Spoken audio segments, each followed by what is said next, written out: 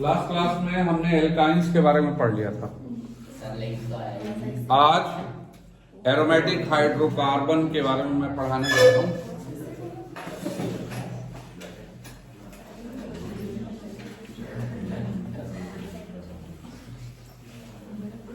Message डाल दे group पे कि क्लास रिकॉर्ड करके लेंगे। क्लास में बताऊंगे।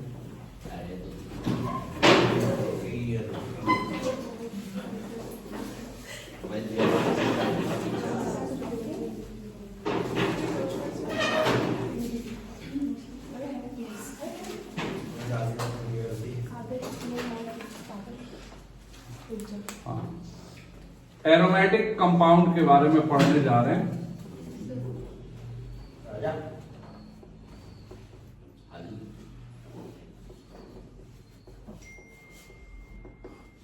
लास्ट क्लास में हमने पढ़ा था एल्काइन के बारे में, तो एल्केन एल्कीन एल्काइन हो गया। और एरोमेटिक कंपाउंड में भी we are going to study about aromatic hydrocarbon. तो एरोमेटिक हाइड्रोकार्बन के लिए जो जनरल टर्म यूज किया गया है उसको हम बोलते हैं arenes. We are going to study about arenes. जो सबसे सिंपलेस्ट एरीन है, सिंपलेस्ट एरोमेटिक हाइड्रोकार्बन या arene, that is known as benzene. Benzene का जो मॉलिक्यूलर फॉर्मूला है वो कैलकुलेट किया गया कि इसका जो मॉलिक्यूलर फॉर्मूला है वो C6H6 है, राइट। अब C6H6 का मतलब कि 6 कार्बन के साथ 6 हाइड्रोजन। जो एल्कीन है उसका जनरल फॉर्मूला होता है CnH2n। एल्केन का फॉर्मूला होता है CnH2n+2, माने 2 गुना से 2 ज्यादा कार्बन हाइड्रोजन होते हैं। एल्कीन में 2 गुना के बराबर हाइड्रोजन होते हैं और एल्काइन में 2 गुना से कम हाइड्रोजन होते हैं। यदि 6 कार्बन का एल्केन हो तो उसमें 14 हाइड्रोजन होंगे। 6 कार्बन का एल्कीन है तो उसमें 12 हाइड्रोजन होंगे। और 6 कार्बन का यदि एल्काइन भी हुआ तो 10 हाइड्रोजन होंगे। जबकि इसमें 6 कार्बन के साथ कितने हाइड्रोजन है? 6 कार्बन के साथ 6 हाइड्रोजन होना या इसका मॉलिक्यूलर फॉर्मूला C6H6 होना, ये इंडिकेट करता था कि ये कंपाउंड हाईली अनसैचुरेटेड है। अब इस पे सबसे बड़ा सवाल था इसके स्ट्रक्चर को लेकर कि क्या इसका स्ट्रक्चर हो जो इसकी प्रॉपर्टीज को सेटिस्फाई करे। अलग अलग लोगों ने अलग अलग स्ट्रक्चर दिया, लेकिन वो स्ट्रक्चर जो है वो इसकी प्रॉपर्टीज को सेटिस्फाई नहीं कर पाती थी। बाद में एक केमिस्ट आए, ऑगस्ट केक्यूल। स्ट्रक्चर ऑफ बेंजीन के बारे में हम बात कर रहे हैं। अब इससे पूरी स्टोरी भी है। उनको रात को सपना आया था और सपने में सांप देखा, कुछ ऐसा। बेंजीन के स्ट्रक्चर का क्रेडिट जाता है केक्यूल। और केक्यूल ने बताया कि बेंजीन का साइक्लिक स्ट्रक्चर होता है। He told about the cyclic structure of benzene and presence of alternate double and triple bond, alternate single and double bond, single and double bonds। केक्यूल ने बेंजीन का स्ट्रक्चर जो प्रपोज किया, ये 6 carbon की hexagonal ring, alternate single double bond और हर कार्बन के साथ एक एक हाइड्रोजन, जिसको सिंप्लीफाइड फॉर्म में जब हम दिखाते हैं तो this can also be written as, ये 6 कार्बन की हेक्सागोनल रिंग और ये अल्टरनेट सिंगल और डबल बॉन्ड। ठीक है। अब इसमें भी थोड़ी प्रॉब्लम थी। प्रॉब्लम ये थी कि भाई बेंजीन में 6 कार्बन, 6 सिंगल और 6 डबल बॉन्ड है, सॉरी 3 सिंगल और 3 डबल बॉन्ड है। तो बेंजीन में 3 कार्बन की जो इस स्ट्रक्चर के हिसाब से 3 कार्बन की जो बॉन्ड लेंथ है वो ज्यादा होनी चाहिए, क्योंकि आपने पढ़ रखा है कि सिंगल बॉन्ड की जो बॉन्ड लेंथ है वो ज्यादा होती है, डबल की बॉन्ड लेंथ कम होती है और ट्रिपल की बॉन्ड लेंथ सबसे कम होती है। बॉन्ड एनर्जी की बात करें तो ट्रिपल की बॉन्ड एनर्जी सबसे ज्यादा होती है, डबल की बॉन्ड एनर्जी कम होती है और सिंगल की बॉन्ड एनर्जी सबसे कम होती है। तो इस स्ट्रक्चर के हिसाब से एज पर दिस स्ट्रक्चर तो होना ये चाहिए कि 3 कार्बन सिंगल बॉन्ड कार्बन की बॉन्ड लेंथ ज्यादा होनी चाहिए किससे? सी डबल बॉन्ड सी से। मतलब 3 बॉन्ड ऐसे होने चाहिए जो बड़े हों बेंजीन में और 3 बॉन्ड ऐसे होने चाहिए जो छोटे हों। लेकिन एक्चुअल में क्या होता है? But in actual in benzene all carbon bonds have equal bond length। सबकी बॉन्ड लेंथ और सबकी बॉन्ड एनर्जी इक्वल होती है। इसको एक्सप्लेन करने के लिए केक्यूल ने ही बेंजीन के अंदर रेजोनेंस का कंसेप्ट दिया। रेजोनेंस इन बेंजीन, बेंजीन के अंदर रेजोनेंस का कंसेप्ट दिया कि बेंजीन के 2 मॉलिक्यूलर फार्मूला, जो मॉलिक्यूलर फार्मूला प्रपोज्ड है उसमें 2 स्ट्रक्चर पॉसिबल हैं। पहला तो स्ट्रक्चर ये पॉसिबल है, this is the first structure possible. जो सेकंड स्ट्रक्चर है, this is the second structure possible, right? Same ही हो गया। सेकेंड स्ट्रक्चर पॉसिबल, ये 2 रेजोनेटिंग स्ट्रक्चर्स होते हैं बेंजीन के, और बेंजीन का जो एक्चुअल मॉलिक्यूल है वो इन दोनों से मिलता जुलता होता है। एक्चुअली इन दोनों में से किसी के जैसा नहीं होता, और बेंजीन का जो एक्चुअल मॉलिक्यूल का स्ट्रक्चर है उसमें सारे बॉन्ड्स जो हैं they are neither the single nor the double, they are something between single and double, and all the bonds have equal bond length and equal bond energy. इस structure को बोलते हैं resonance hybrid, which represents the structure of the actual molecule, और इन possible structures को बोलते हैं resonating structures, या इनको बोलते हैं कैनोनिकल स्ट्रक्चर्स, या इसको बोलते हैं कॉन्ट्रीब्यूटिंग स्ट्रक्चर्स। ठीक है,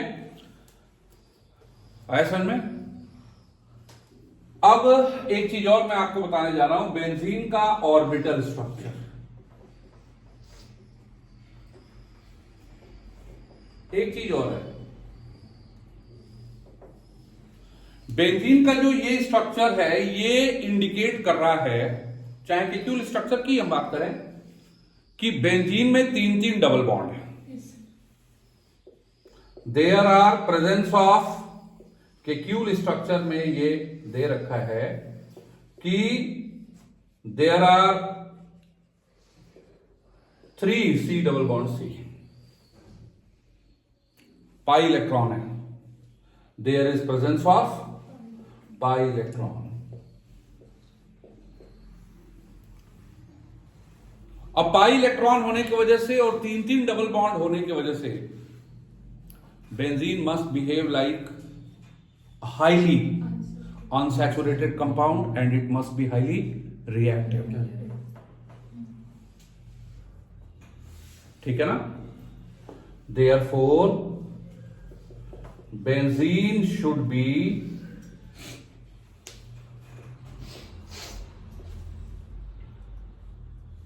behaving like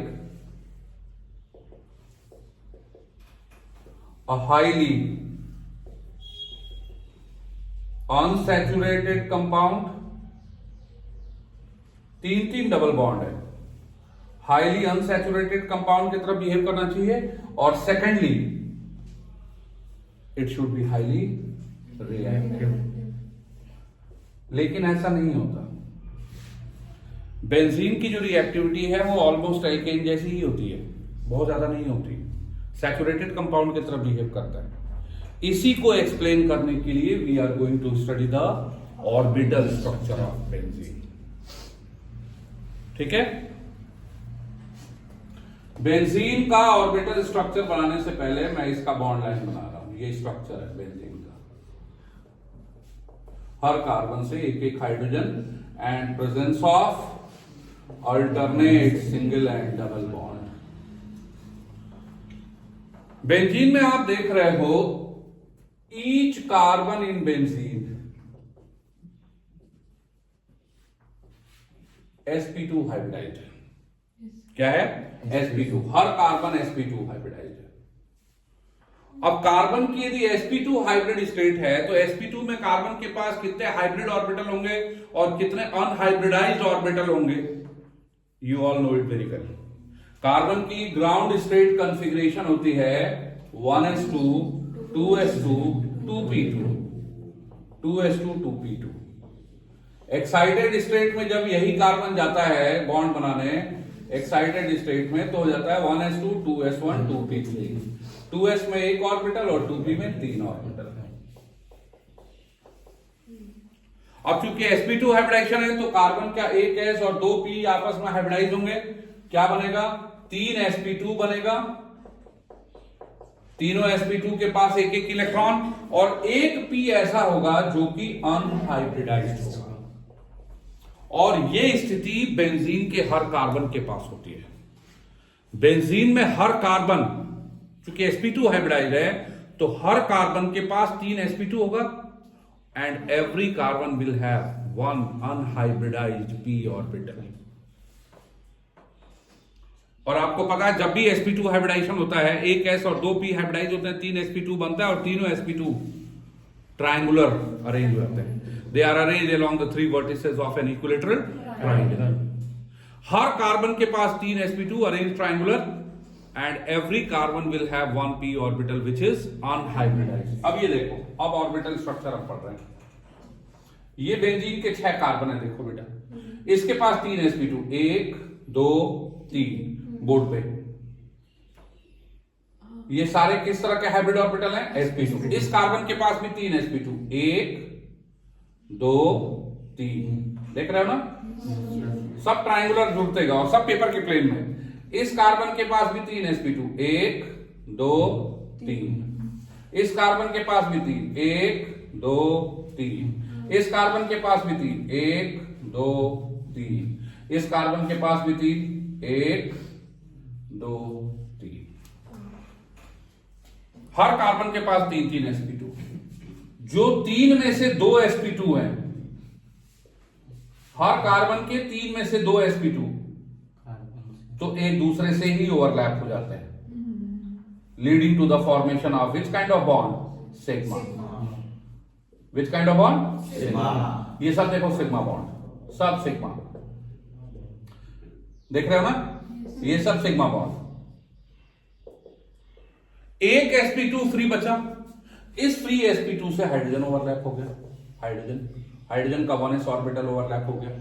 ये भी किस तरह का बॉन्ड? सिग्मा। हाइड्रोजन का 1s ऑर्बिटल, s का शेप स्फेरिकल होता है, पता है आपको। ये सब पेपर के प्लेन में है। Now what else? Every carbon has 1 unhybridised p orbital और ये जो अनहाइब्रिडाइज्ड p ऑर्बिटल है पेपर के परपेंडिकुलर प्लेन में होता है।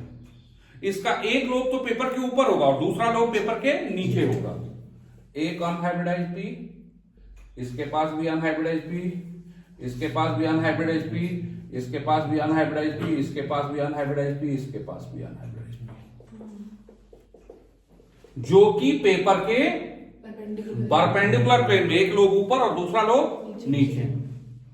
अब देखो होता क्या है, इन अनहाइब्रिडाइज्ड p ऑर्बिटल के बीच में लेटरल ओवरलैपिंग होती है which lead to the formation of pi bond. Which lead to the formation of pi bond.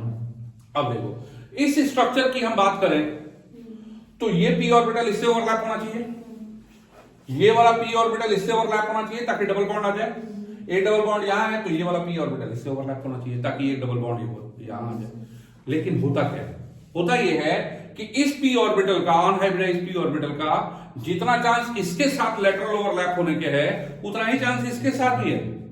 तो ये जो अनहाइब्रिडाइज्ड p ऑर्बिटल है ये लेटरली ओवरलैप इसके साथ भी होता है और इसके साथ भी होता है। देखो इस p ऑर्बिटल का जितना चांस ओवरलैप होने का इसके साथ है उतना ही चांस इसके साथ भी है। तो ऊपर वाला लोब ऊपर वाले लोब से ओवरलैप हुआ, नीचे वाला लोब नीचे वाले लोब से ओवरलैप हो गया। वैसे ही ये ओवरलैपिंग हुई, ऊपर वाला लोब ऊपर वाले से, नीचे वाला लोब नीचे वाले से, ये नीचे वाला नीचे वाले से, ऊपर वाला से ऊपर वाले। देख रहे हो ना? इससे क्या हुआ, यदि मान लो केवल ये और पी ये पी होता ओवरलैप, ये पी और ये पी होता आपस में ओवरलैप, ये पी और ये पी होता आपस में ओवरलैप, तो क्या होता? Pi bond in pi electron in दोनों कार्बन के बीच में रहता, इन दोनों कार्बन के बीच में रहता और इन दोनों कार्बन के बीच में रहता। जबकि ऐसा नहीं है। हो क्या रहा है कि सारे पी ऑर्बिटल एक दूसरे से ओवरलैप हो रहे हैं, लेटरली ओवरलैप हो रहे हैं। इससे क्या होता है कि पाई इलेक्ट्रॉन का डीलोकलाइजेशन हो जाता है। This is the word. ये जो स्ट्रक्चर मैंने बना रखा है इसमें पाई इलेक्ट्रॉन लोकलाइज्ड है। लोकलाइज समझ जाओ ना, between this two carbon and this two carbon. Actual में ऐसा नहीं होता भाई। मान लो वो है, क्या नाम है, मैग्नेट है, और मैग्नेट जो है वो ना पाउडर के फॉर्म में या समथिंग उसके फॉर्म में, किसी फॉर्म में, पाउडरी फॉर्म में।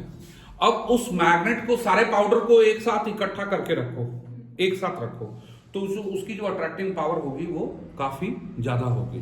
लेकिन उसी को स्प्रेड कर दो तो स्प्रेड करने से उसकी इफेक्टिवनेस कम हो जाती है। कुछ ऐसा ही होता है यहां पे।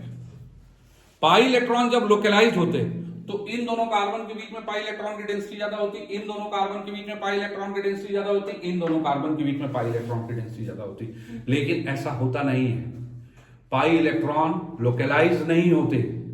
एरोमेटिक हाइड्रोकार्बन में, एरीन में, बेंजीन के अंदर पाई इलेक्ट्रॉन का डीलोकलाइजेशन हुआ होता है। पाई इलेक्ट्रॉन का डीलोकलाइजेशन हुआ होता है। तो इसको जब आप बनाओगे एक्चुअल स्ट्रक्चर, तो हम जब एक्चुअल स्ट्रक्चर बनाते हैं तो कार्बन कार्बन के हेक्सागोनल रिंग बनाते हैं और हम जो है वो इस तरह के रिंग से शो करते हैं। आपने देखा होगा बेंजीन के अंदर रिंग ड्रॉ करते हैं। तो ये रिंग जो है वो क्या शो करते हैं? ये रिंग जो है वो पाई इलेक्ट्रॉन को शो करते हैं कि pi electron are no more localised between particular carbon, but the whole pi electrons are delocalized. They are completely distributed among the 6 carbon equally on the ring. Pi electron की 2 cloud होती है। एक cloud जो है वो ऊपर paper के plane के ऊपर, और दूसरा पाई इलेक्ट्रॉन का जो क्लाउड बनता है वो पेपर के प्लेन के नीचे बनता है। अब जब भी आप बेंजीन बनाओगे तो बेंजीन बनाते समय, अब बच्चे क्या बनाते हैं, यूं करके बेंजीन बनाया, छोटा सा रिंग बना दिया। This is not the way of drawing. एक तो हेक्सागोनल रिंग बनाना, रेगुलर हेक्सागन बनाने की कोशिश करना।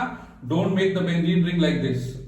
अब इस तरह का बनना ये इंडिकेट करता है कि ये दोनों कार्बन जो है वो, इनकी बॉन्ड लेंथ छोटी है और इन दोनों की बॉन्ड लेंथ बड़ी है, जबकि होती क्या है, सेम बॉन्ड लेंथ होती है। तो आप कोशिश करो अपने डायग्राम में रेगुलर हेक्सागन बनाने की, रेगुलर, और अंदर जो है वो इस तरह से। अब आपको स्ट्रक्चर नहीं बनाना, ये स्ट्रक्चर बता देता है या शो कर देता है कि पाई इलेक्ट्रॉन का लोकलाइजेशन, जबकि होता क्या है, पाई इलेक्ट्रॉन का डीलोकलाइजेशन। और इस डीलोकलाइजेशन, चूंकि पाई इलेक्ट्रॉन चारों तरफ स्प्रेड हो गया, स्प्रेडिंग की वजह से इसकी रिएक्टिविटी जो है वो कम हो जाती है, राइट। इसका जो अनसैचुरेशन है वो भी कम हो जाता है। Is that okay? तो पाई इलेक्ट्रॉन आर distributed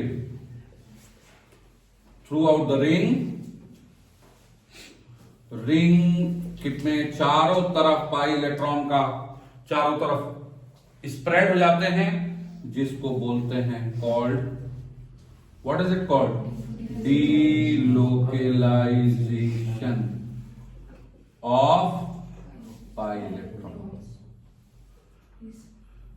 ठीक है ना, जो कि इसको, इसकी जो कि इसकी प्रॉपर्टी के लिए रिस्पॉन्सिबल है। Is that okay? तो बेंजीन रिंग में पाई इलेक्ट्रॉन का डीलोकलाइजेशन होता है। आगे समझ में? अब एक चीज और बता देता हूं, इसमें कोई दिक्कत? एक कंपाउंड शुरू में मैंने बताया था aromatic, what are aliphatic and what are aromatic compound. हाँ, दे दो। What are aliphatic and what are aromatic compound?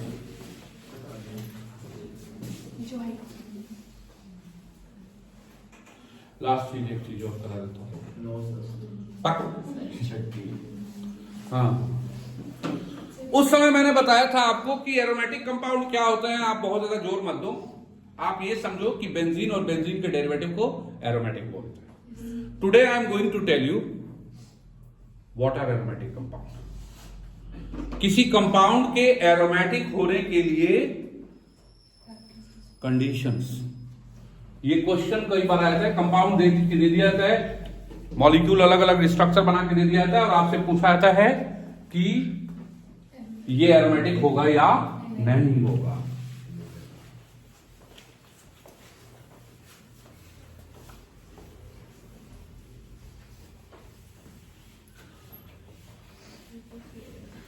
तो कंडीशन फॉर एरोमेटिसिटी,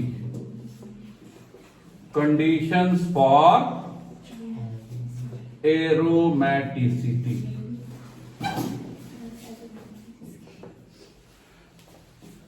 एक कंपाउंड के एरोमेटिक होने के लिए क्या क्या कंडीशन है? पहला,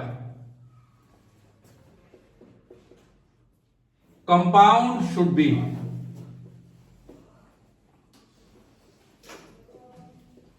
साइक्लिक, साइक्लिक होनी चाहिए।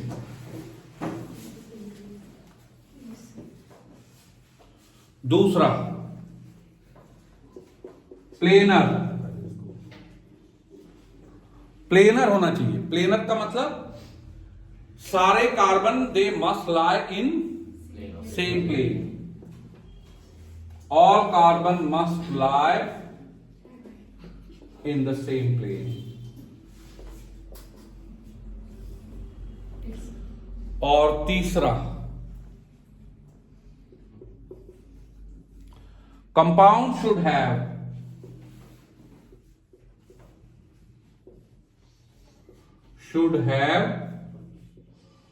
4n+2 pi electron. कंपाउंड में 4n+2 पाई इलेक्ट्रॉन होने चाहिए। इसको बोलते हैं, जो थर्ड वाली कंडीशन है, इसको बोलते हैं हकल्स रूल। हकल्स रूल, हकले कई लोग बोलते हैं, हकल्स रूल। यहां n इंटीजर है विच में बी 0 1 2 3।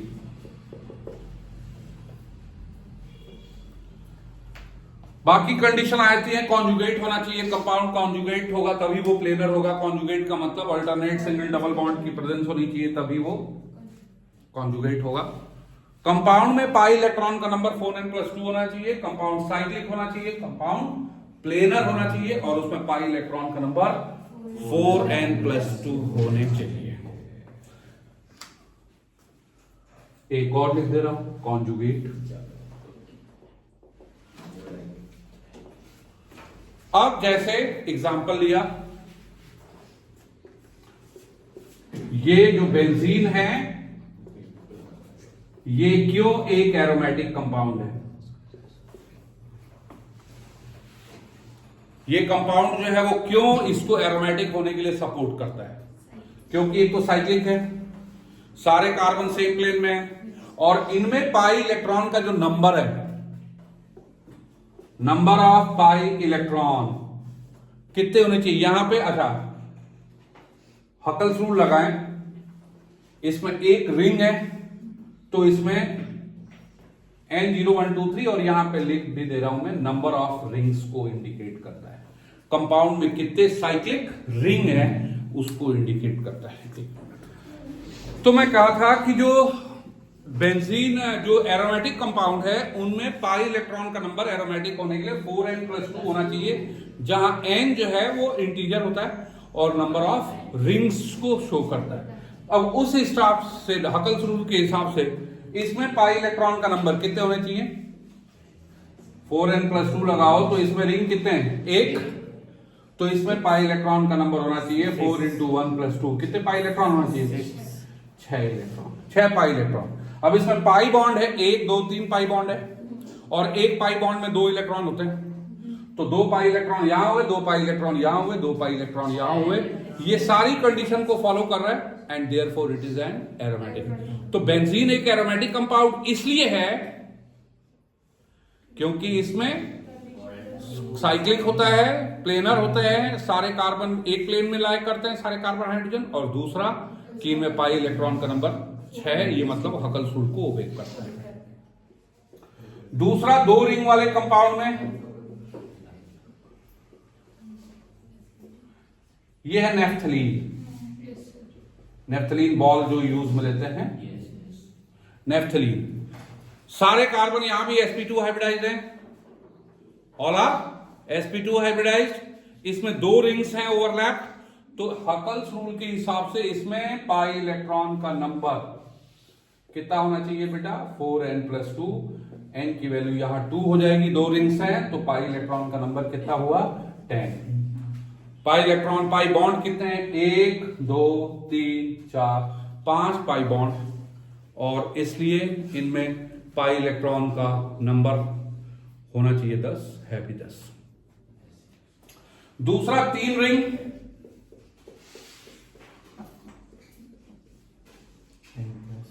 एंथ्रेसीन। क्या? एंथ्रेसीन। ये नेफ्थलीन है, नाउ एंथ्रेसीन।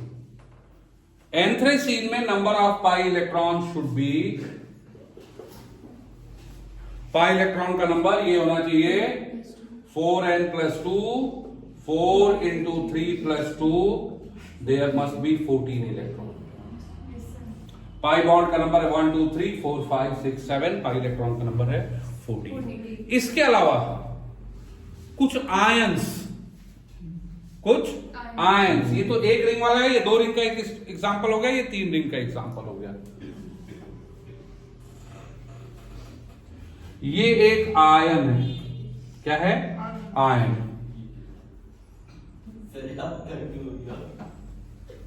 बहुत हंसी आ रही है ना? अभी मैं कॉपी चेक करके और तुम्हारे माता जी को फोन करके तुम्हारा अपडेट देता हूं। सुबह 5 बजे तुम जेई एडवांस क्लासेस नहीं लो, एक मुक्का मारूंगा ऐसा ना, ये रिकॉर्डिंग और हो रही है। एक अक्षर पढ़ना लिखना कालिया करके ब्लैकी। इसका नाम, ये एक कार्बो एनायन है। क्या है ये? कार्बो एनायन। नाम इसका एनायन या कार्बोकेटायन या कार्बो एनायन। एल्काइल होते हैं, methyl, ethyl, propyl, butyl, pentyl, तो ये भी एक एल्काइल ग्रुप है। YL तो लगेगा ही लगेगा। अब इसका हम नाम दें तो इसमें 5 कार्बन है, 5 कार्बन की क्लोज चेन है। इसमें ला रही है ना कोई बाहर से कुछ गंदी सी। 5 कार्बन की क्लोज चेन है, तो ये हो गया साइक्लोपेंट। उसके अलावा 2 ईन है। भाई साइक्लोपेंटाइल हम बोल देते हैं, लेकिन साइक्लोपेंटाइल नहीं है ये, इसमें 2 डबल बॉन्ड है तो ईन लगेगा। तो साइक्लो पेंटा डाई ईन, और चूंकि अल्काइल है तो YL। तो अब नाम बताओ। साइक्लो पेंटा डाइनिल, साइक्लोपेंटा डाइनिल, और वो भी कौन सा? आयन। वाह, जानना चाह रहे हो? I am very happy.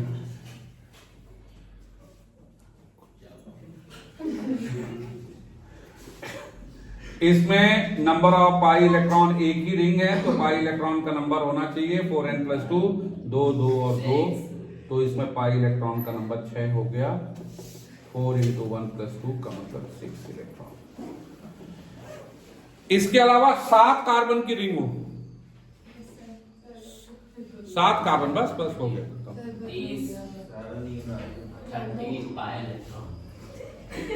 Cyclo, अच्छा ये तो एनायन है, 7 कार्बन की रिंग साइक्लो हेप्टा डाइनिल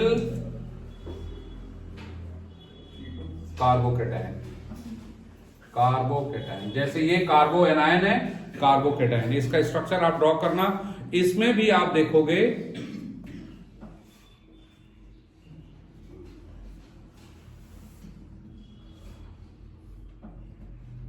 1 2 3 4 5 6 7।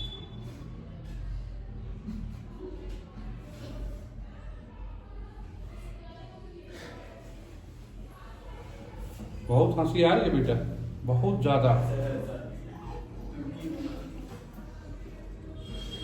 यहां पॉजिटिव, इसमें भी पाई इलेक्ट्रॉन का नंबर 6 है। सारे कार्बन की हाइब्रिड स्टेट sp2 होती है और sp2 होने की वजह से the structure is cyclic, cyclic structure. हाँ ट्राइन, हाँ साइक्लो पेंटा ट्राइनिल, बिल्कुल ट्राइनिल कार्बोकेटाइन। ठीक है, ये सिंगल रिंग वाले एरोमेटिक हैं, ये डबल रिंग का एरोमेटिक, ये ट्रिपल रिंग। तो आज मैंने आपको बता दिया बेंजीन का स्ट्रक्चर, बेंजीन में रेजोनेंस, बेंजीन में पाई इलेक्ट्रॉन का डीलोकलाइजेशन, उसके अलावा एक कंपाउंड एरोमेटिक कब होगा, कंडीशन फॉर एरोमेटिसिटी। ठीक है।